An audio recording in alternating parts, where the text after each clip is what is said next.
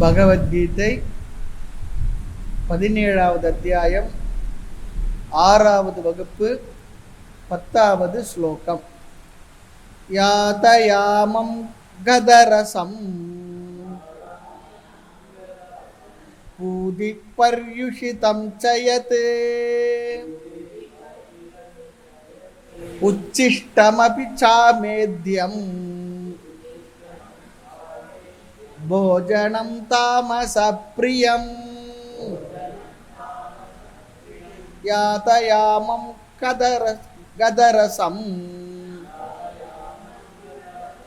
பூதி பர்யுஷிதம் சயத் உச்சிஷ்டமபி சாமேத்யம் போஜனம் தாமசப்ரியம்.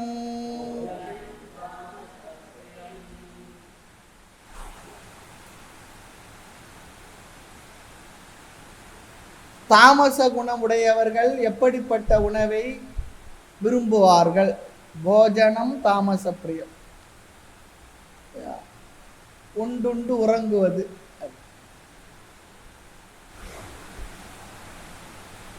யாதயாமம், தேவையான அளவுக்கு சமைக்காத மந்த பக்குவம். அது பார்த்தோம் நேற்று வகுப்புல. அரைக்குறையா வேக வச்சுட்டு சாப்பிடுவாங்க. அதனால அதுல இருக்கக்கூடிய ப்ராப்ளத்தை நம்ம பார்த்தோம். அடுத்து சிலர் என்ன பண்ணுவாங்கன்னா, நேர் எதிராக அதிகமாக சமைத்து உண்பார்கள். அதுவும் கூடாது சொல்லி பார்த்தோம். ஏனென்றால் இதில் இருக்கக்கூடிய உயிர் சத்துக்கள் எல்லாம் சென்றுவிடும் சொல்லி பார்த்தோம். அடுத்தது பூதி, துர்நாற்றம், சரியான வாசனை இல்லாத உணவுகள், கெட்டுப்போன உணவு, செய்து நேரம் அதிகமான உணவு, ஊசி போன உணவெல்லாம் ஒரு மாதிரியான துர்நாற்றம் வரும். அல்லது சரியாக சமைக்காத உணவுகள் அல்லது பழைய உணவுகள் அந்த வாசனைகள் வரலாம், கெட்டுவிடும். அதை நாம் சாப்பிடக்கூடாது சொல்றார். இந்த உணவெல்லாம் யாருக்கு பிடிக்கும்? தமோ குணத்தில் உள்ளவர்கள் பிடிக்குமா? அவருக்கு அதை விரும்பி சாப்பிடுவார்கள் சொல்றார். இதுவரை நேற்று வகுப்புல பார்த்தோம்.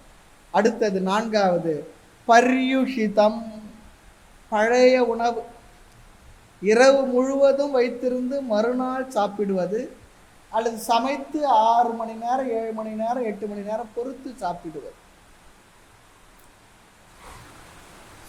ஃப்ரிட்ஜு எதுக்கு கண்டுபிடிச்சாங்கன்னா, ஃப்ரிட்ஜு உணவை சமைச்சு வச்சு சாப்பிட்றதுக்காக கண்டுபிடிக்கல, ஞாபகம் வச்சுக்கணும். வாரம் முழுக்க சமைச்சு வச்சு எடுத்து சூடு பண்ணி சாப்பிட்றதுக்காக ஃப்ரிட்ஜு கண்டுபிடிக்கல. ஃப்ரிட்ஜு கண்டுபிடிச்சது வேற விஷயத்துக்காக. நாம் அதை அப்படி பயன்படுத்திக்கிட்டு இருக்கிறோம் இல்லையா? ஆக பழையது அந்த உணவை நாம் ரொம்ப பழசெல்லாம் சாப்பிடக்கூடாது. அடுத்து 5வது உச்சிஷ்டம், மீதியான உணவு, எச்சில் பட்ட உணவு. இன்னொரு அர்த்தமும் சொல்றாங்க, தவறான ஒருவிடமிருந்து பெறுகின்ற உணவு, தவறானவர்களிடத்திலிருந்து தவறான வகையில் பெறுகின்ற உணவு, அதை சொல்றார். அதையும் சாப்பிடக்கூடாது. மகாபாரத யுத்தத்துல சல்லியன், பாண்டவர்களுடைய மாமா, அவருக்கு வர வழியில பசி நேரத்துல உணவு கொடுத்து அந்த உணவு சாப்பிட்டதுக்காக துரியோதன பக்கம் சேர்ந்துட்டார். அது பார்க்கிறோம் நம்ம அந்த இதுல. அப்படி தவறானவர்களிடம் தவறான விதத்தில் எடுத்துக்கொள்கின்ற மீதமான எச்சில் பட்ட உணவு, அதுதான் உச்சிஷ்டம் சொல்றார். அடுத்து இதுக்கு இன்னொரு அர்த்தமும் இருக்கு. பகவானுக்கு நாம் நைவேத்தியம் செய்த அந்த உணவு இருக்க, அதுக்கும் பேர் உச்சிஷ்டம் சொல்லி சொல்லுவார்.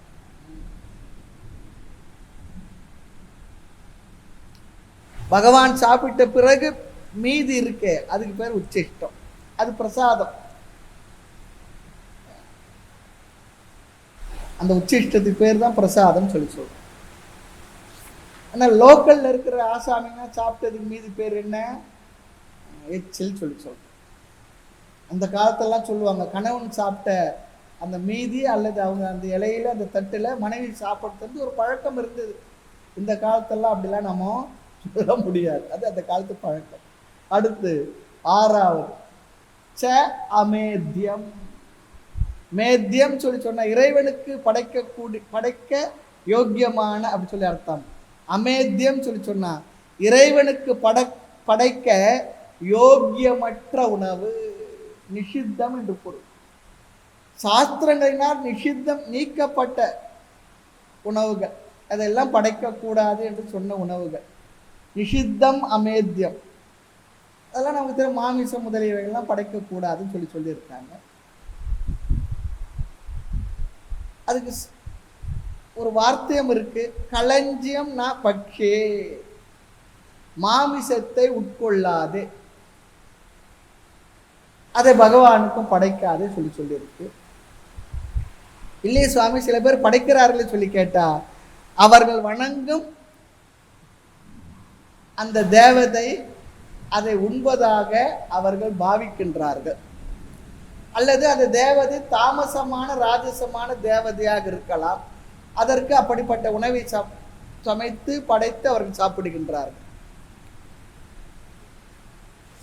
இதுல இன்னொரு விஷயம் இருக்கு. பிள்ளையார், முருகன் இதுக்கெல்லாம் இப்படி ஆடு கோயிலாம் எதுவும் பண்ண முடியாது. ஆகையினால அவங்களுக்கு சாப்பிட வேண்டியது இருக்கு. அங்க சாமிக்கு கொடுக்கறத விட அவங்க சாமி பேரை சொல்லி தான் சாப்பிடணும், அதுதான் அங்க முக்கியம். அதற்காக ஒரு தேவதையை பிரதிஷ்டை பண்ணி அதுக்கெல்லாம் பண்றதெல்லாம் நடந்துகிட்டு இருக்கு. இதுவும் சாஸ்திரத்துல சொல்லி இருக்கு. அதுல இன்னொரு லாஜிக் என்ன சொல்றாங்கன்னு சொன்னா, அட்லீஸ்ட் அந்த அளவுக்காக அவனுடைய மனது பக்குவம் பட்டிருக்கு, கடவுளுக்கு படைச்சு சாப்பிடணுன்ற அளவுக்காக மனசு இருக்கு. அந்த அளவுல அவர்கள் அப்படி படைத்து அதன் பிற்பாடு தான் அது சரியா தவறா என்பதெல்லாம் அவர்களுக்கு பூஜைகள் செய்ய செய்ய வரக்கூடிய புண்ணியத்தினால் புத்தி வந்து அவர்கள் என்ன பண்ணுவாங்க, அதிலிருந்து விலகுவார்கள். சாமான்யமா நம்ம வாழ்க்கையில பார்க்குறோம், ஆரம்ப காலத்துல நிறைய சாப்பிட்டு இருந்தாலும் கூட வயதாக ஆக ஆரோக்கிய சூழ்நிலைக்காக விட்டுடுறோம் நம்ம. அதுவும் நடந்துகிட்டு இருக்கு. ஆக சாத்விகமான தேவைகளுக்கு படைக்க இயலாத யோக்கியதை இல்லாத உணவு அமேத்தியம், நிஷித்தம். இதெல்லாம் தாமச பிரியம் சொல்லிட்டார். தமோ குணத்தில் இருப்பவர்கள் உட்கொள்கின்ற உணவு. அப்ப நாம என்ன பண்ணணும், இப்படிப்பட்ட உணவில் நமக்கு விருப்பம் இருந்தால் அதை மாற்றி சாத்விக ஆகாரத்தில் நாம் செல்ல வேண்டும். இப்போ டாக்டருங்க எல்லாம் அதை அட்வைஸ் கொடுக்குறாங்க நிறைய. இந்த கொரோனா பீரியட்ல கூட என்ன சொன்னாங்கன்னா, வெஜிடேரியன் உணவுக்கு வந்துடுங்க, அது அவர்களை அதிகம் பாதிக்கிறது இல்லை, அப்படிலாம் சில கருத்துக்களை எல்லாம் சொல்லுகின்றார்கள். பார்த்துக்கொள். ஆக சாத்விகமான உணவுக்கும் குணத்துக்கும் சம்பந்தம் இருக்கின்றது. அதே நேரத்தில் இன்னொரு எச்சரிக்கை கொடுக்குறாங்க, உணவுக்காக அதிக முக்கியத்துவம் கொடுத்து விடாதீர்கள்.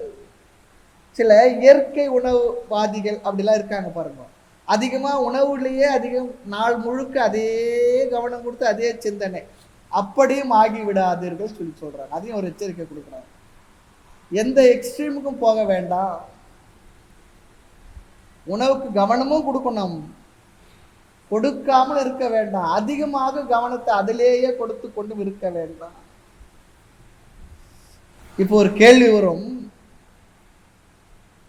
பிரம்மச்சரிய ஆசிரமம் சன்னியாச ஆசிரமத்தில் இருக்கிறவங்களுக்கு யார் வீட்டிலன்னா சென்று சாப்பாடு கேட்டாங்க, பிக்ஷை கேட்டா அவங்க புதுசா சமைச்ச உணவையும் நம்ம கேட்டுக்கிட்டு கொடுப்பாங்க. என்ன இருக்கோ அது கொடுப்பாங்க, அல்லது என்ன அவங்களுக்கு தேவையில்லையே எடுத்து வச்சிருக்காங்களோ அதுதான் கொடுப்பாங்க, பழசை தான் கொடுப்பாங்க. அப்ப என்ன பண்றது, ஒரே இடத்துல இருந்து சிஷ்யர்களுக்கு பாடம் எடுத்துட்டு ஒரு ஆசிரமத்தில் இருந்து அது சாமிக்கு வேணும்னா அன்பர்கள் நல்ல உணவு சாத்விக உணவு அவர் என்ன தேவையோ அவருக்கு தேவையானது கொண்டு கொடுப்பாங்க.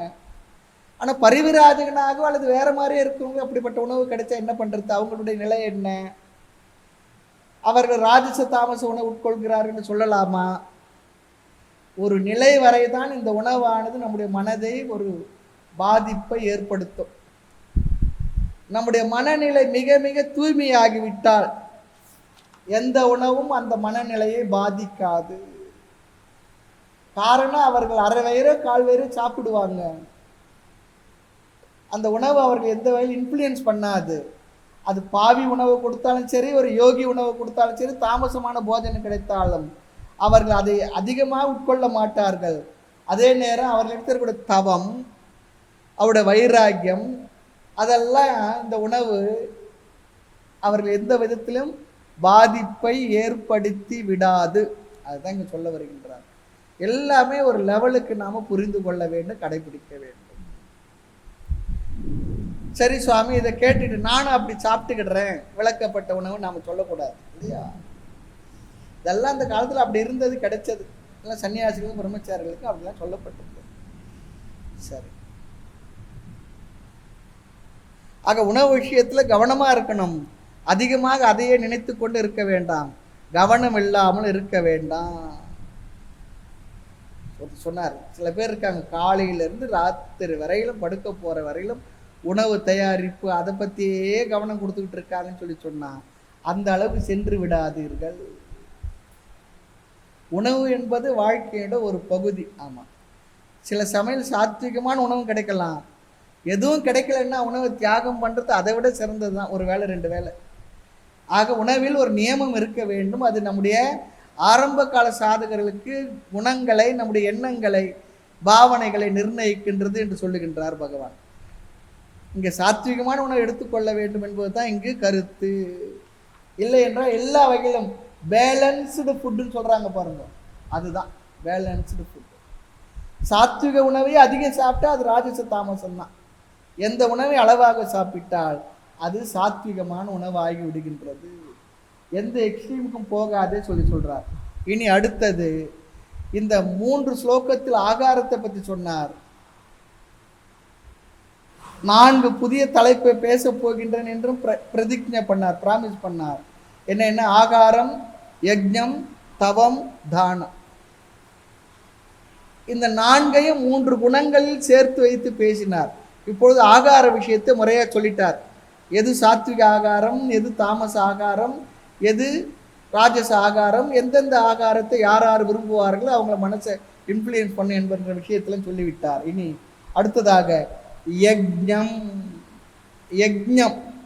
அதை பற்றி பேச போகின்றார். 11, 12, 13 இந்த 3 ஸ்லோகங்களில் 3 விதமான யஜ்ஞங்களை பற்றி பேசுவார். 11வது ஸ்லோகம் சாத்விகமான யஜ்ஞம்.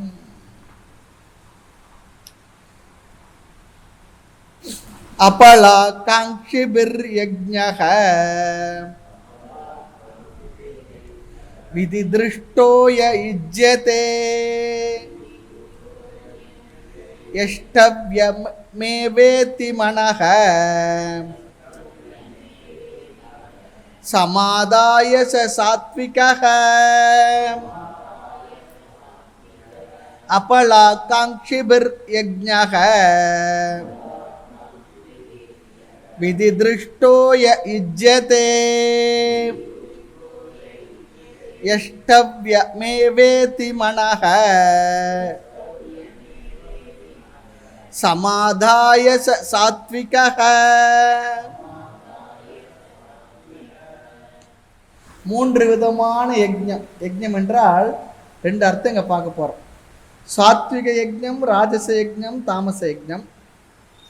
இந்த யஜ்ஞம் என்ற வார்த்தைக்கு 2 பொருள். ஒன்று இறை வழிபாடு, இறைவனை குறித்து நாம் செய்கின்ற பூஜை முறைகள், வேள்விகள் எல்லாம் அதற்குள்ள வந்துடும். பொதுவாக இறை வழிபாடு, அது யாகங்கள் மூலமாக வழிபடலாம், வேறு மாதிரி நம்முடைய பூஜைகளை வைத்திருக்கின்றோம், அதெல்லாம் வந்துடும்.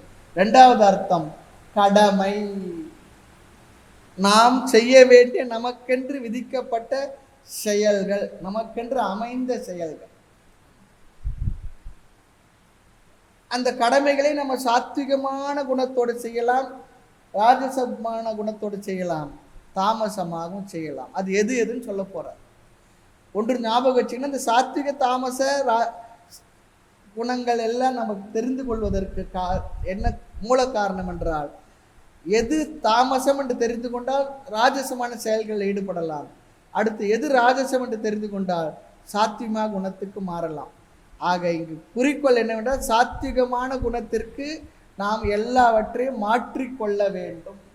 காரணம், சாத்விகம்தான் அமைதி, அறிவு, ஆனந்தத்துக்கு வழி கொடுக்கும், ஞானத்தை பெறுவதற்கு தகுதியாக்கும்.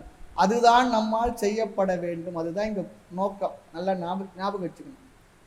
எப்படி செய்தால் இது சாத்விகம், எப்படி செய்தால் அது ராஜசம், தாமசம். இன்னொரு கருத்தும் இருக்கு. ஒருவர் தன்னுடைய கடமையை செய்வதால் மட்டும் அவர் புண்ணியம் வந்து விடவில்லை, அந்த கடமையை சாத்விகமாக செய்தாரா அல்லது தாமசமாக செய்தாரா. அதை பொறுத்து தான் அவர்களுக்கு புண்ணிய பாபங்கள் வருகின்றன. சாத்விகமாக செய்தால் அது புண்ணியம், ராஜச தாமசமாக செய்தால் அது பாபம் என்று சொல்லப்படுகின்றது. என்ன சுவாமி, பூஜையாக இருந்தாட பாபம் வருமானா? எல்லா செயல்களிலும் நன்மை இருக்கின்றது, புண்ணியம் இருக்கின்றது, கொஞ்சம் பாபமும் வந்து விடுகின்றது. அதைத்தான் இனி வருகின்ற 3 ஸ்லோகங்கள் 11, 12, 13 ஸ்லோகங்கள் சொல்ல போகின்றார். இங்கு யஜ்ஞம் சொல்லி சொன்னா முதலில் நாம் செய்கின்ற பூஜை, இரண்டாவது நம்முடைய கடமைகள். பகவான் இங்கு சில நியமங்களை சொல்லி இந்த நியமங்களுடன் செய்தால் அது பூஜையோ கடமையோ அது சாத்விகமான பூஜை அல்லது கடமையாக அமைகின்றது. அது என்ன? முதல்ல இந்த வார்த்தைகளை பார்த்து அப்புறம் ஸ்லோகத்துக்குள்ள போலாம். முதல் நியமம் விதி திருஷ்டாக. இதை பூஜையிலும் சேர்த்துக்கணும், அந்த வார்த்தையில கடமையிலும் சேர்த்து கொள்ள வேண்டும். விதிப்படியான முறையான பூஜைகள், விதிப்படியான முறையான கடமைகளை செய்வது, சாஸ்திரப்படி செய்வது. விதி என்றால் சாஸ்திர சோதனா, சாஸ்திரங்களில் எப்படி சொல்லி இருக்கின்றதோ அப்படி செய்தல். நாம ஒரு கற்பனை செய்து கொண்டு எனக்கு இப்படி செய்தால் பிடிக்கின்றது என்று அவரவர்கள் அவரவர் இஷ்டத்துக்கு செய்வது இங்கு சாத்விக பூஜை இல்லைன்னு சொல்லிடுறாங்க. விதி திருஷ்டாக நாமளே ஒரு பூஜை முறை ஆரம்பிச்சிடக்கூடாது. ஆனால் சமுதாயத்தில் அப்படியெல்லாம் திடீர்னு வருகின்றது. ரொம்ப நாளைக்கு முன்னே திடீரென்று எங்கே பார்த்தாலும் எருமையை பலியிடுறதுன்னு ஒரு ஆரம்பித்தாங்க. அப்படிலாம் செய்யக்கூடாது. அப்புறம் நின்று போயிடுச்சு வச்சுக்கோமே, நாம கற்பனை செய்து பூஜை முறைகளை உருவாக்கி கொண்டு விடக்கூடாது.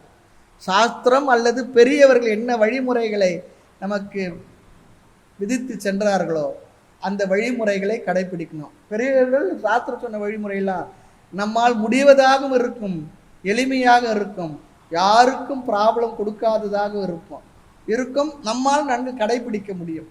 அது ரொம்ப முக்கியம். ஆக விதி திருஷ்டாக யாகத்திலேயே கூட யாகம் யஜ்ஞங்கள் செய்யும் பொழுதே கூட சில விதிமுறைகள் எல்லாம் இருக்கு. அபிஷேகத்தின் திரவியங்களை இந்த வரிசையில் தான் செய்யணும்னு இருக்கு. பாலுக்கு அப்புறம் தயிர்னு இருக்கு. இல்லை பால் இப்போ வரல அதுக்காக தயிரை முன்னாடியே நான் பூஜை பண்ணிடுறேன், அபிஷேகம் பண்ணிடுறேன், அப்படிலாம் இல்லை. நெய் விலை அதிகமாக இருக்குது அதுக்காக டால்டா விடுறேன் அப்படிலாம் கிடையாது. இந்த முறையில் தான் நம்ம செய்யணும், இந்த முறையில் தான் பண்ணணும். ஒரு முறை இருக்குது, அந்த முறைப்படி தான் செய்ய வேண்டும். சாஸ்திரம் எப்படி என்ன சொல்லி இருக்கோ அப்படி தான் செய்யணும். அப்படி செய்வதைத்தான் நீங்கள் விதி திருஷ்டாக சொல்கிறார். அடுத்து நம்முடைய கடமை என்று வந்து விட்டால் இந்த கடமைக்கு ரொம்ப தெளிவான ஒரு விளக்கம். எந்த பலனையும் எதிர்பார்க்காமல் இதை செய்ய வேண்டும் என்று சாஸ்திரம் சொல்லியுள்ள கடமைகளை செய்வதுதான் கடமை. இந்த பலன் சொல்லாமல் இதையெல்லாம் நீ செய்ய வேண்டும் என்று நமக்கு விதித்த செயல்கள் இருக்கு, அதுதான் கடமைன்னு சொல்றார். இல்லையே பலனை சொல்லி நமக்கு சில கடமைகளை சொல்லி இருக்கே சொன்னா அந்த பலனை சொல்லிய கடமைகளுக்கு காமிய கர்மான்னு சொல்லிடுறாங்க. அது கடமைன்னு சொல்றது ஆசைப்பட்டு நம்ம செய்யணும், இந்த பலன் வேண்டும் என்று செய்வது. ஆக பல சம்யோகேன சோதிதம் காமிய கர்ம. சோதிதம் சொன்னா விதி, செய்யணும் என்று வேதத்தில் கர்மகாண்டம் சொல்லி இருக்கு. இதை செய் அப்படி சொல்லும் பொழுதே உனக்கு இந்த பலன் வேண்டுமா இதை செய்ன்னு சொல்றது. சொர்க்க காமோ யஜேத, உனக்கு சொர்க்கம் வேணும்னா இந்த யாகத்தை பண்ணும். கட்டோபனிஷத்துல பார்த்துருக்குறோம், நச்சிகேதன் யம தர்மராஜா சொர்க்கத்துக்கு போகிறதுக்கு ஒரு யாகத்தை கேட்குறான். ஆமாம், நாச்சிகேத யஜ்ஞம்லாம் பார்த்துருக்கோம் அந்த உபநிஷத்துல. ஆக பலனுடன் சொல்லப்பட்ட கர்மம் எல்லாம் காமிய கர்ம.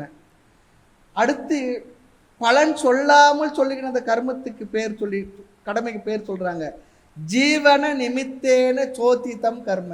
நான் உயிர் வாழ்ந்துகிட்டு இருக்கேன், நீ உயிர் வாழ்ந்துட்டு இருக்கல்லப்பா, ஆமா, நீ இப்படி உடல்ல இருந்து உயிர் வாழ்ந்து கொண்டு இருப்பதனாலேயே சில கடமைகளை நீ செய்ய வேண்டும், அது நித்திய கடமை. அதுக்கெல்லாம் பலன் சொல்லலை. அவைக்கு அந்த செயல்களைத்தான் இங்கு சாஸ்திரமானது விதி திருஷ்டாக அல்லது கடமைன்னு சொல்லி கடமை சொல்றது ஒரு அர்த்தம் என்னன்னா, நான் உயிரோடு இருந்து கொண்டிருக்கிறேன், ஆக இந்த உயிரோடு வாழ்ந்து கொண்டிருக்கும் பொழுது நான் செய்ய வேண்டிய சில விதமான முறையான செயல்கள், அதுக்கு பேர் தான் கடமை. அதுக்கெல்லாம் பலனே சொல்லலை, பலனை எதிர்ப்பு சொல்லலை. இப்போ பல்லு வளர்க்குறேன்னா பலன் என்ன சொல்கிறது? காலையில் எந்திரிச்சது முதல் இரவு நான் படுக்கின்ற வரை நான் செய்கின்ற செயல்கள் எல்லாம் என்ன, ஒன்று ஒன்றுக்கும் பலன் இல்லை. அது நீ உயிரோடு இருக்க, அதனால செய்யணும். நீ எந்திரிச்சோடனே குளிக்கிற, அதுக்கு பலன் என்ன சொல்கிறது? ஆரோக்கியமாக இருக்கணும்னா செய்யணும், சாப்பிட்றது, இதுக்கெல்லாம் என்ன பலன் சொல்கிறது? இல்லையா? அதுக்கெல்லாம் வேறு மாதிரி சாஸ்திரம் பலனை சொல்லாது. ஆக சாஸ்திரம் பலனுடன் சொல்லியிருப்பது எல்லாம் அது காமிய கர்ம. அந்த காமிய கர்மையெல்லாம் ராஜச தாமசத்தில் சேர்ந்து விடும். பலனை சொல்லாமல் நீ உயிர் வாழ்ந்து கொண்டுள்ளாய் என்றால் இதையெல்லாம் நீ செய்ய வேண்டும் என்று சொல்கின்ற கர்மம். அப்படி அதை நாம் செய்தால் அதற்கு பெயர்தான் கடமை, அதற்கு பெயர்தான் சாத்விக யஜ்ஞம். ஆக முதல் நியதி விதி திருஷ்டக சொல்லி சொன்னா, விதிப்படி பூஜையை செய்தல், விதிப்படி கடமையை செய்தல். அடுத்து இரண்டாவது அபலா காங்கிபிகி. அந்த செயல் என்ன செயலை நாம் செய்தாலும் அந்த செயலுக்கு என்ன எதிர்பார்ப்பையும் பலனையும் எதிர்பார்க்காமல் செய்தல். ஆக முதலில் செயலில் இருக்க வேண்டிய நியமத்தை சொல்லிட்டார். இப்ப எப்படிப்பட்ட செயலை செய்ய வேண்டும் சொல்லி சொல்றார். அடுத்து அந்த செய்த பிறகு அந்த செயலில் நீ என்ன பலனை எதிர்பார்க்க வேண்டும். ஆக்ஷன் அண்ட் ஆட்டிடியூட், என்ன பாவனையில செய்யணும், அந்த பலனை எந்த மனநிலையோடு நீ எடுத்துக்கொள்ள வேண்டும்.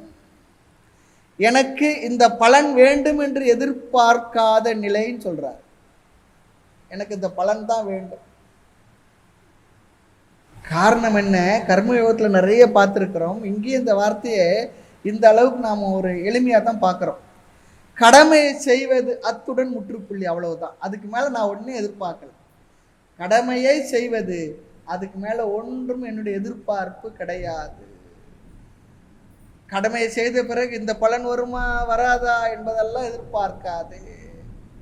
இப்படி சொன்ன உடனே நமக்கு ஒரு சந்தேகம் வருமா? பெரியவங்களுக்கு தெரிகின்றது, பலனை எதிர்பாராமல் யாராவது எந்த செயல்னா செய்ய முடியுமா? அதுல இன்னொரு கருத்து இருக்கு. பலனை நாம் விரும்பினாலும் விரும்பாவிட்டாலும் செய்த செயல் என்ன பண்ணோம்? பலனை கொண்டு வந்து கொடுத்தே தீரும், சந்தேகம் இல்லை. ஆகவே செயலை செய்தால் அங்கு பலனை எதிர்பார்க்காமல் இருக்கவே முடியாது, சாய்ஸே இல்லை. பலன் வந்து தான் தீரும். பலனை பற்றி எதிர்பார்க்கும் நம்முடைய மனதில் இருக்கும், வேற வழி இல்லை. புத்தி எதிர்பார்க்கும், நான் இப்படி செய்தால் எனக்கு இந்த பலன் வரும், புத்தி சொல்லிடும். அது புத்தியினுடைய சுபாவம், அதை பெரியவர் மறுக்கவில்லை, அது தவறும் இல்லை. ஆனால் அந்த எதிர்பார்ப்பில் என்ன பாவனை, ஆட்டிடியூட் இருக்கணும். அதுதான் சாஸ்திரம் கொடுக்கக்கூடிய ஒரு அறிவா இருக்கு. அதைத்தான் சாஸ்திரம் கொடுக்கின்றது. எதிர்பார்க்காத சொல்லி சொன்னா குழப்பம் வந்துடும். புத்தி எதிர்பார்க்கின்றது. அப்படி எதிர்பார்க்கறதுல நமக்கு சாய்ஸும் இல்லை, எதிர்பார்த்து தான் ஆகும். ஒரு சொன்னார், பூ மார்க்கெட் வழியா போனா அந்த பூ மார்க்கெட் வாசனை என்ன பண்ணோம்? நம்ம மூக்குக்கு வரும். மெயின் மார்க்கெட் வழியா போனா அந்த வாசனை வரத்தான் வரும். அது வரக்கூடாது, நான் நுகர மாட்டேன்னு சொல்றது நமக்கு என்ன சாய்ஸ் இருக்கா? அதை தாண்டி போற வரைக்கும் நமக்கு என்ன, அந்த வாசனை வந்து தான் ஆகும். இல்லை அந்த வாசனை வரக்கூடாது, மூக்கை பிடிச்சிடுறேன், மூச்சை விட மாட்டேன்னா என்ன ஆகும்? தமாஷா சொன்னார், அந்த அந்த மார்க்கெட்டை நம்ம தாண்ட முடியாதுன்னு சொல்லிட்டார். என்னன்னா ஆல்பர்ட் தான்.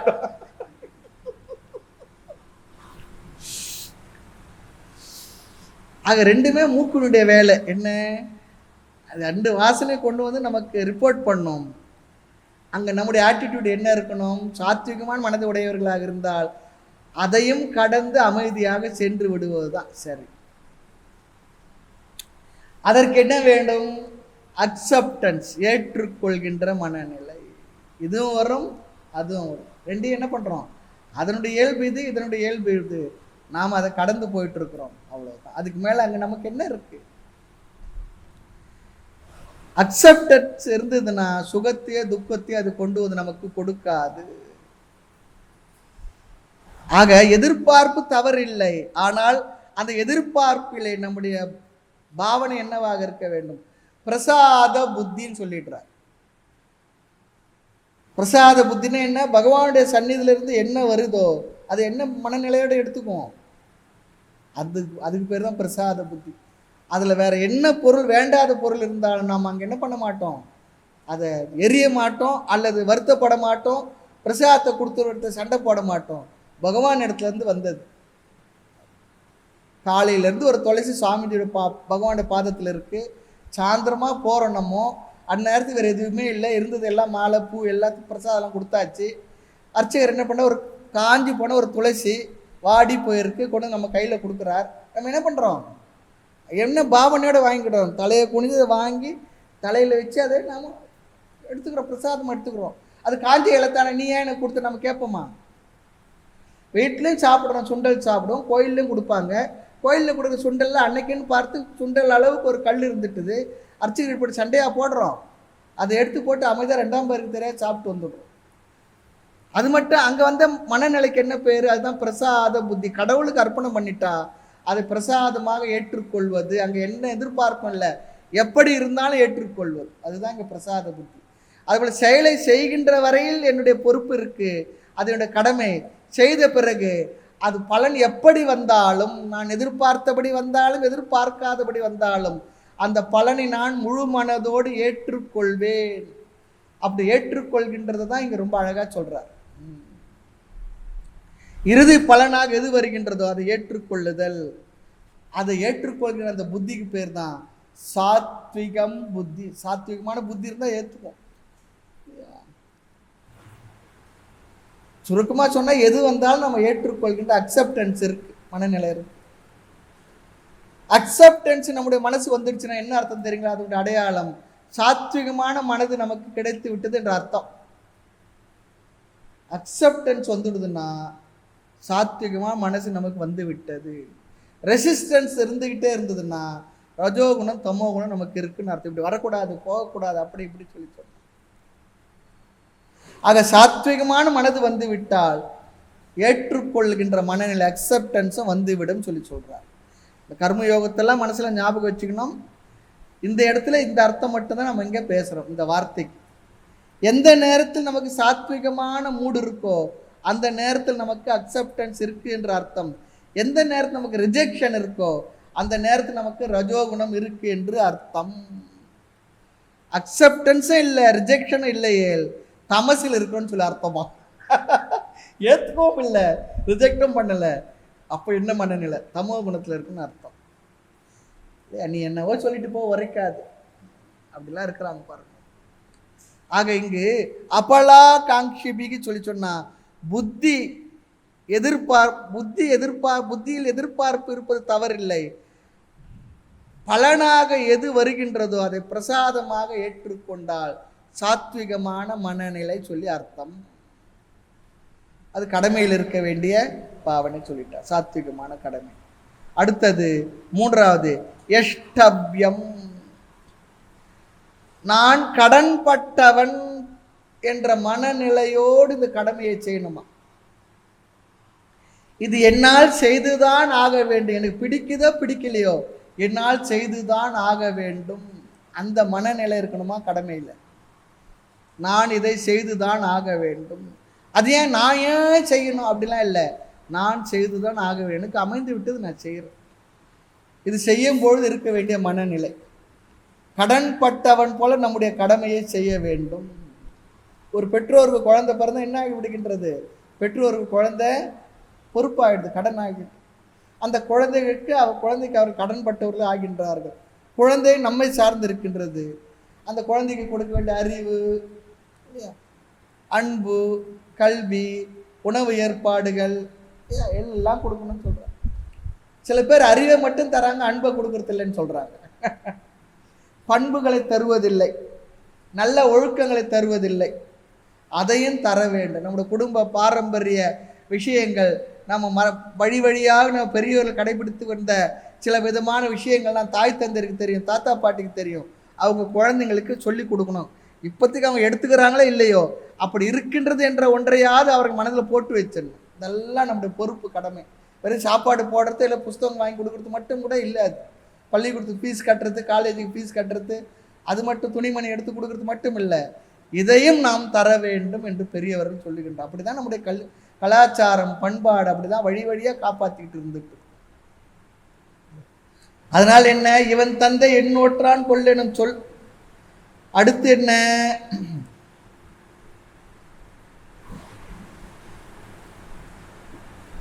பலரும் கூடிய சபையிலே இவன் சான்றோன் என கேட்ட தாய் அப்படிலாம் சொல்றாங்க பாருங்க குறள்ல.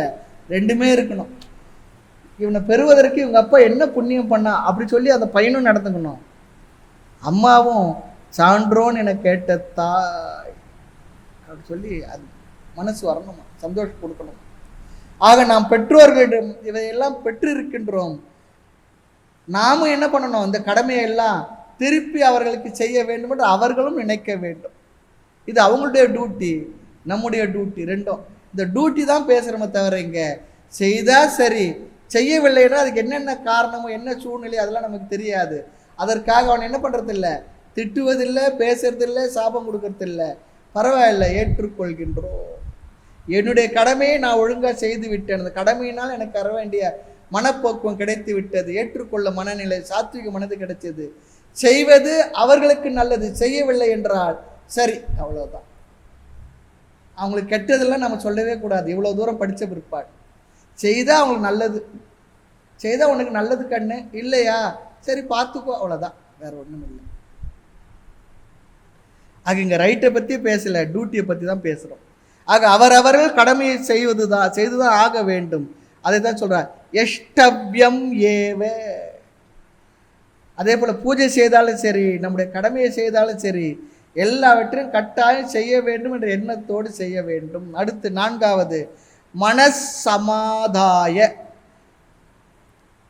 முழு மனதுடன் சொல்லி அர்த்தம். மனசமாதாய சொல்லி சொன்னா முழு மனதுடன், ஒருமுகப்படுத்த மனதுடன் கடமையை செய்யும் பொழுது அதனுடைய பலன் எதுவாக இருந்தாலும் அதை ஏற்க வேண்டும்.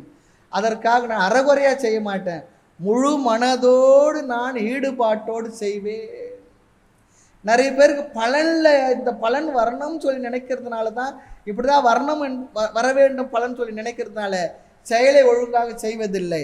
ஆக பலன் எது வந்தாலும் நான் என்னுடைய கடமையை முழு மனதோடு செய்வேன். பலனையே எதிர்பார்த்து செய்யும்போது மனசு முழுக்க அதை ஈடுபடுறது இல்லையா? ஆமாம், அது செயலும் தோல்வி அடைந்து விடுகின்றது. பலன் எது வந்தாலும் வரட்டும் என்று நினைத்தால் அதுவும் இருக்கு. எது வந்தாலும் வந்துட்டு போட்ட, எனக்கு அதை பற்றி இல்லை அப்படி சொல்லி அப்படி நாம் நினைத்தாலும் கூட அப்பவும் ஒழுங்காக செயலை செய்ய முடியறது இல்லையா? இப்படி தான் வரணும், பலன் வந்தே ஆகணும் அப்படின்னு நினைக்கும் போது ஒழுங்காக செய்ய முடியறதில்லை. எது வந்தாலும் வரட்டும் என்னும் போதும் சரியாக ஒழுங்காக செய்ய முடிவதில்லை. பலன் எது வந்தாலும் நான் ஏற்றுக்கொள்வேன். என்னுடைய தர்மம், என்னுடைய கடமை, ஒழுங்காக என்னுடைய காரியங்களை செய்வது, அதில் ஒரு குறையும் இல்லை. நாம் சொல்லுவோம், நான் செய்கிறத ஒரு குறையும் வைக்கலைங்க, அப்படி செய்வது அது ரொம்ப முக்கியம்.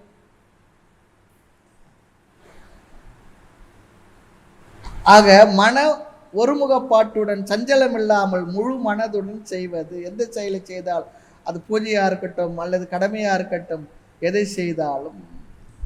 அடுத்து இங்கே இன்னும் ரெண்டு நம்ம சேர்த்துக்கணும். பகவான் 4 தான் சொல்லியிருக்கார், இந்த 2 சேர்த்துக்கணும். நம்ம என்ன, ஸ்ரத்தா பக்தி. ஸ்ரத்தையோடு, நம்பிக்கையோடு, பக்தி பூர்வமான உணர்வோடு நாம் செய்ய வேண்டும். பக்தியோடு பூஜை பண்ணணும், ஸ்ரத்தையோடு பக்தி பண்ணணும். இதெல்லாம் இந்த கருத்தெல்லாம் வருமாறு பகவான் இந்த ஸ்லோகத்தில் அழகாக சொல்லியிருக்கார். ஆக விதி திருஷ்டாக, சாஸ்திரத்தில் சொன்னபடி இருப்பது. இரண்டாவது, கடமையில் பலன் வரும்பொழுது அதை ஏற்றுக்கொள்வது. அப்பலா காங்ஷபிகி, அது சொல்லி சொன்னார். மூன்றாவது, கடன் பட்டவன் போல இதை செய்தாக வேண்டும், எஷ்டவ்யம் சொல்லி சொன்னார். நான்காவது, முழு மனதுடன் செய்ய வேண்டும், மன சமாதாய. அறகுறையான மனதோடு கடனேன்னு சொல்லி செய்யக்கூடாதுன்னு சொல்லி சொல்றார். பெயருக்காக ஏனோ தானும் செய்யாது. ஸ்ரத்தா பக்தியுடன், முழு மனதுடன், ஈடுபாட்டுடன் உன்னுடைய கடமைகளை, பூஜைகளை, முறைகளை ஒழுங்காக செய். அடுத்து நம்ம ஸ்லோகத்தை பார்க்கலாம். அபலா காங்ஷிபிகி யக்ஞக. யக்ஞக, யக்ஞமானது அந்த பூஜை வழிபாடு, இந்த கடமை இருக்கு. அபலா காங்ஷிபிகி, காங்ஷி சொல்லி சொன்ன ஆசை, அபலா காங்ஷி சொல்லி சொன்னா பலனில் ஆசையின்றி, இந்த பலன்தான் வேண்டும் என்ற ஆக்ரகம் இல்லாமல். அடுத்து விதி திருஷ்டாக, யஜ்ஞத்துக்கு இது ஒரு அடைமொழியா சொல்ற. சாஸ்திரத்தில் சொன்ன செயல்களை, கடமைகளை, கர்மத்தை விதி திருஷ்டக, சாஸ்திரத்தில் கூறியபடி செய்வது. யஜ்ஞக யுஜ்யத்தே, அப்படி யார் செய்கின்றார்களோ, யக யுஜ்யத்தே யுஜ்யத்தே, இந்த யஜ்ஞமானது எந்த யஜ்ஞமானது சாஸ்திரத்தில் சொல்லி உள்ளபடி செய்யப்படுகின்றதோ, இந்த யக என்பது யஜ்ஞத்துக்கும் போகும், பூஜைக்கும் போகும், எல்லாத்துக்கும் அந்த வார்த்தையை போட்டுக்கலாம். யக யஜ்ஞக, எந்த யஜ்ஞமானது சாஸ்திரத்தில் சொன்னபடியும் பலனில் விருப்பம் இல்லாதவர்களாலும் செய்யப்படுகின்றதோ, யுஜ்யத்தே. இன்னொரு ஆட்டிடியூடும் இங்கே சொல்றார், எஷ்டவ்யம் ஏவ இதி. இது என்றால் செய்யப்பட்டுத்தான் ஆக வேண்டும். இது என்னால் செய்யப்பட்டுத்தான் ஆக வேண்டும். இன்னைக்கு இந்த செயலை செய்து தான் ஆக வேண்டும், இந்த பூஜையை இன்னைக்கு நான் செய்து தான் ஆக வேண்டும், இந்த கடமையை நான் செய்து தான் ஆக வேண்டும் என்ற அந்த கடன்பட்டவன் போல் செய்ய வேண்டும். இதி என்று இதி இஜ்யத்தே, அந்த பாவனையில் எது செய்யப்படுகின்றதோ, இந்த கடமை என்றால் செய்தாக வேண்டும், தவிர்க்கக்கூடாது என்ற பாவனையோடு எப்பொழுது செய்யப்படுகின்றதோ, பிறகு மனசமாதாய, ஒருமுகப்படுத்தப்பட்ட மனதுடன், முழு மனதுடன். சமாதானம் என்றால் வேறுபாடு இல்லாமல், விகல்பம் இல்லாமல், அப்படி இப்படி சஞ்சலம் இல்லாமல் முழு மனதுடன். யக யுஜ்யத்தே, எந்த யஜ்ஞமானது செய்யப்படுகின்றதோ, சக சாத்விகாக, அந்த கடமை சாத்விகமான கடமை. இந்த சாத்விகமான கடமையை யாரால் செய்ய முடியும்? சாத்விகமான குணத்தோடு இருப்பவர்களால் தான் செய்ய முடியும்னு சொல்றாங்க. அதுதான் இங்கே விஷயமே. சாத்விகமான குணத்தில் இருப்பவர்களால் தான் இந்த சாத்விகமான கடமைகளை இப்படிப்பட்ட விதி முறைகளின்படி செய்ய முடியும். ஆகவே நம்முடைய கடமை, பூஜை இவைகள் எல்லாம் இவ்விதத்தில் இருந்தால் அது சாத்விகம், வேறு விதத்தில் இருந்தால் அது என்ன பண்ணோம், நாமோ கொஞ்சம் கொஞ்சமாக சரி செய்து மாற்றிக்கொள்ள வேண்டும் நம்முடைய மனதை. இனி அடுத்தது ராஜசமான யஜ்ஞம் கடமை என்ன நான் சொல்ல போறேன். 12வது ஸ்லோகம். அபிசந்தாயது பலம் தம்பார்த்தமபி சைவயத் இஜ்யதே பரத ஸ்ரேஷ்ட தம் யஜ்ஞம் வித்தி ராஜசம். அபிசந்தாயது பலம் தம்பார்த்தமபி சைவயத் இஜ்யதே பரத ஸ்ரேஷ்ட தம் யஜ்ஞம் வித்தி ராஜசம்.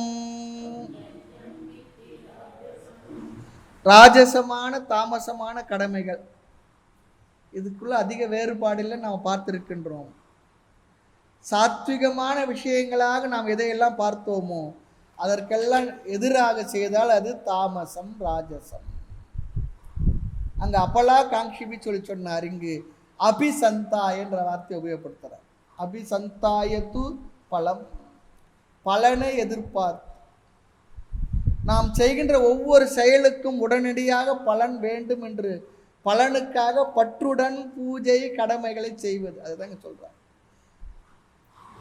அபிசந்தாய, மனதிற்குள்ளேயே பலனையே குறிக்கோளாக வைத்து செய்கின்ற பூஜைகள் கடமைகள், அதெல்லாம் என்ன? ராஜசம் சொல்லிட்டார். பலம் அபிசந்தாய் என்பது மனதில் இருக்கின்ற பாவனையை குறிக்கின்ற சொல். நம்முடைய கடமை, நம்முடைய பூஜை நம்மால் செய்யப்படும் பொழுது உள்ளே நமக்குள்ள பாவனை, இந்த பாவனை இருந்ததுன்னா, பலனிலேயே மனசு இருந்ததுன்னா அது ராஜசம் சொல்லிட்டார். பலனில் தான் நம்முடைய கருத்தும் ஆர்வமும் இருக்கும் சொல்லுவோம். கண்ணும் கருத்தும் அதிலே இருக்கு அப்படி சொல்றது போல. இனி பலன் என்பது 2 விதமா வருமா. ஒன்று புண்ணியம் வேண்டும் அப்படி சொல்லி செய்வோம் எதை செய்தாலும். அடுத்து 2வது சொல்றார் தம்பார்த்தம், தம்பத்துக்காக செய்யறது. தம்பம் சொல்லி சொன்னா ஆடம்பரத்துக்காக செய்வது. 2 விதமா சொல்றார். முதல்ல புண்ணியம் வேணும், சொர்க்கத்துக்கு போனோம், அது மேல் உலக பலன். இகலோகத்துல என்ன வேணும்? எல்லாரும் என்னை பார்த்து புகழணும், பாராட்டணும், அதுதான் சொல்றாங்க. அது செய்து விட்டு வேறு என்ன பண்ணுவாங்களாம், பெருமையாக வேறு பேசிக்கொள்வார்கள். பொதுவாக சொல்லுவாங்க, நல்ல விஷயங்களை செய்து விட்டு நிறைய பேர் இடத்துல சொல்லி கொண்டிருந்தால் பலன் போயிடும் சொல்லுவாங்க. உண்மைதான் அது. சில பேர் கடமையை செய்து விட்டுவார், பிறகு உனக்காக நான் இதை செய்தேன், உனக்காக நான் அதை செய்துன்னு சொல்லுவாங்க. அந்த பலனை பெற்றவர்கள் சொல்லுவாங்க, நீ செய்யாமே இருந்திருக்கலாம் சொல்லிட்டு, நீ செய்யாமே இருந்திருக்கலாம்ப்பா. அப்படி சில சமயங்களில் நம்முடைய கடமையை செய்திருப்போம், அதையெல்லாம் சொல்லி காட்டி கொண்டு இருப்போம். சாத்விகமான மனது உள்ளவன் சொல்லி காட்டி கொண்டு இருக்க மாட்டான். செய்து அவ்வளோதான், செய்தது கூட அவன் மறந்துட்டு இருப்பான். அப்படியா? அதை சொல்ல வேண்டிய அவசியம் நமக்கு இல்லை. அது நம்மால் செய்யப்பட வேண்டியது, அவ்வளவுதானே. என்ன செய்யப்பட வேண்டியதுக்கு என்னப்பா பெருசா இருக்கு, அவ்வளவுதான். கடமையை பெற்றவர்களுக்கு தெரியும், அதெல்லாம் அவங்க நமக்கு செய்திருக்காங்க தெரியும். ஏதோ காரணத்தை மறந்து இருப்பாங்க, மறக்கிற விஷயம் இல்லை, ஏதோ அவங்களோட சுபாவம், அவ்வளவுதான். இவர் என்ன பண்ண, ஒரு புகழ் பெருமைக்காக செய்துட்டு அதை எப்போ பார்த்தாலும் அவங்க நமக்கு சொல்லி காட்டி கொண்டே இருக்கணும். பார்க்கும்போது நீங்கள் அதை செய்துங்க இதை செய்துங்க என்று சொல்லிக்கொண்டே இருக்க வேண்டும். அல்லது 4 பேர் வரும்போது நம்ம பெருமையை அவர் சொல்ல வேண்டும், அதெல்லாம் எதிர்பார்ப்போம். ஆமாம், கேளுங்க, அவனுக்கு நான் செய்ததை சொல்லுப்பா. அது 2 வரி எதனா விட்டு இருந்தானே, இன்னொன்று சொல்லலை பாரு, மறந்துட்டு பாரு, அதையும் சொல்லுன்னு சொல்லுவோம். இதெல்லாம் நம்முடைய சுபாவங்கள். இப்படி தம்பார்த்தம், இது பாவனை மனதில் இருப்பது இல்லையா. செல்ஃபிஷ் பர்சன் தான் அப்படி செய்வாங்களாம். சுயநலமானவர்கள் செல்ஃபிஷ் பர்சன். யாரெல்லாம் சுயநலத்தோடு செய்கிறார்களோ அவர்கள் எல்லாம் ராஜச குணத்தில் இருக்கிறார்கள். தனக்கு பலன் இருக்கும் என்றால் அந்த கடமையை செய்வார்கள். வெளியில சொல்லுவாங்க, அது என் கடமையை தான் செய்தேன்னு சொல்லிட்டு மனசில் நிறைய அதை பலனை எதிர்பார்த்து கொண்டிருப்பார்கள். அவர்கள் தனக்கு அதில் பிரயோஜனம் இல்லை சொல்லி சொன்ன அந்த கடமையை கூட செய்யாமல் விட்டு விடுவார்கள். இதுதான் அவங்களுடைய பாவனை. பிறகு அதை செய்கின்ற முறையிலும் தம்பத்தை காட்டுவார்கள். ஒருத்தர் சொன்னார், 10 பேர் இருக்கும்போது இவ்வளோ பெரிய சூடத்தை எடுத்து வச்சு இவன் பூஜை பண்ணுறது, யாரும் இல்லைன்னா சும்மா. சில பேர் அந்த ஆடம்பரத்துக்காக தன்னை எல்லாம் பார்க்கணும், எல்லாம் கேட்கணும், நான் பெரிய பக்தன்னு சொல்லி நினைக்கணும், அப்படிலாம் சொல்லி சில பேர் வெளியில் ஒரு ஆடம்பரத்துக்காக தம்பமாக பூஜை பண்ணுறவங்களாம் இருக்காங்க, பார்க்கின்றோம். யாருன்னா ஆட்கள் இருந்தால் ஒரு மாதிரி, ஆட்களே இல்லைன்னா ஒரு மாதிரி வழிபாடு பண்ணுறது, இதெல்லாம் இருக்கா சுவாமின்னா? இருக்குன்னு சொல்கிறாங்க, நமக்கு தெரியறதில்லை. இதெல்லாம் தம்பம். அதே போல் யாருன்னா அந்த கோயிலுக்கு போய் தட்சிணை கொடுக்கறதுல கூட யாருன்னா இருந்தாங்கன்னா பெருசாக கொடுக்கறது, யாரும் இல்லைன்னா சும்மா ஏதோ ஒரு காயின் எடுத்து போட்டு போகிறது, அப்படியே இருக்கு. அது பகட்டுடன் செய்த, இப்படியெல்லாம் செய்தால் அது ராஜசம். ஆக முதல் வரியில் பூஜையை கடமையை செய்யும் பொழுது உள்ள பாவனை முறையை சொன்னார். 2வது வரியில் இஜ்ஜதே பரத சிரேஷ்ட, அர்ஜுனனை கூப்பிடுறார். அர்ஜுனா, பரத வம்சத்தில் புகழ் பெற்றவனே, ஏ அர்ஜுனா, இஜ்ஜதே செய்யப்படுகின்றது. எப்படி எவர்களால் செய்யப்படுகின்றது? பலம் அபிசந்தாய, பலனை மனதில் வைத்து கொண்டு செய்யப்படுகின்ற பூஜை கடமை இருக்க. தம்பார்த்தம் அபி, தம்பத்துக்காக இகலோக பலத்திற்காக செய்கின்றார்கள். தம் யஜ்ஞம் வித்தி ராஜசம், அந்த யஜ்ஞத்தை ராஜசம் என்று நீ தெரிந்து கொள். அந்த யஜ்ஞமானது, பூஜையானது ராஜசமானது. இது இடத்துல நம்ம என்ன புரிஞ்சுக்கணுமா, ஆட்டிடியூட் அண்ட் ஆக்ஷன். ஆட்டிடியூட்னா நம்முடைய பாவனை, ஆக்ஷன்ற செய்கின்ற முறை. பாவனை மனசுகள் இருக்கு, செயல் வெளியில் தெரிகின்றது. நம்முடைய கடமைகள் பூஜைகள் எல்லாம் எப்பொழுது ராஜசமாகின்றது என்றால், நம்முடைய பாவனை சுயநலமாக பலனை மட்டுமே கருதியதாக இருந்தால், புகழுக்காக பிறர் என்னை அங்கீகரிக்க வேண்டும், பிறர் பார்த்து என்னை ஆகா இவன் இப்படி செய்கின்றான் என்று சொல்வதற்காக இருந்தால் அது ராஜசம். மற்றவர்களை கவர்வதற்காக, மற்றவர்கள் தெரிய வேண்டும் என்று இருந்தால் அந்த செய்கின்ற முறையில் அதை ராஜசம் என்று சொல்லுவார்கள். தாய்மன்னர் சொல்றது போல, பெருமைக்கே இருமாந்து பிதற்றிய கருமைக்கும் ஐயா கதியும் உண்டாங்கொள்ளோ, அருமை சீர் அன்பர் சொல்ற. பெருமைக்கே தான் நிறைய செய்யறேன், எனக்கு கதி இருக்கான்னு கேட்கிறார். ஆக பல சம்யோகேன சோதிதம் கர்ம, பலனை எதிர்பார்த்து செய்தால் அது ராஜசம், பிறருக்கு தெரிய வேண்டும் என்று தம்பமாக செய்தாலும் அது ஒரு ராஜசம். சரி சுவாமி, அப்படிலாம் இருக்கும்போது எதுக்கு சாஸ்திரமானது ராஜசமான இந்த செயல்களையே பூஜைகள்லாம் சாஸ்திரம் விதிச்சது? ரஜோகுணத்தில் உள்ளவர்களுக்கு அதை செய்து அதிலிருந்து அவர்கள் வெளியே வர வேண்டும், பக்குவப்பட்டு மேலே வரணும். முதல் படியே இருக்குன்னு 18வது படியில் இருக்குன்னு கேட்டால் என்ன சொல்லுவீங்க? 18வது படி வரைக்கும் போகிறதுக்கு முதல் படி உதவுகின்றது போல ராஜசமான குணம் உள்ளவர்கள் என்றும் இந்த உலகத்தில் இருப்பார்கள். அவர்கள் இதை செய்து அவர்கள் அதன் மூலமாக கொஞ்சம் கொஞ்சமாக மேம்பட்டு வர வேண்டும் என்பதற்காக அவர்களுக்காக சொன்னது. ஏன்னா சமுதாயத்தை எப்பொழுதுமே எல்கேஜிக்கு இடம் இருக்கும், 10வது படிக்கிறது ஆள் இருப்பாங்க, காலேஜ் படிக்கிறதுக்கு ஆள் இருப்பான், பிஹெச்டி பண்ணுறதுக்கு ஆள் இருப்பான். அதனால் என்ன, சமுதாயத்துக்கு எப்பொழுதுமே இந்த ஏற்பாடுகள் இருந்துக்கிட்டு தான் இருக்கும். அதே போல் எப்பொழுதும் எல்லா விதமான மனநிலையில் இருக்கக்கூடிய குணங்கள் இருக்கக்கூடிய மக்கள் இருப்பார்கள். அவர்களுக்காக இந்த பூஜை முறைகள்லாம் சாஸ்திரமானது சொல்லி இருக்கின்றது. ஆகவே அவர்களுக்காக சொல்லப்பட்ட கர்மங்கள் அவைகள்லாம் ராஜசமான கர்மம், காமிய கர்மம். அதனுடைய பலன் என்ன? விஷய சுகம், சுயநலம்.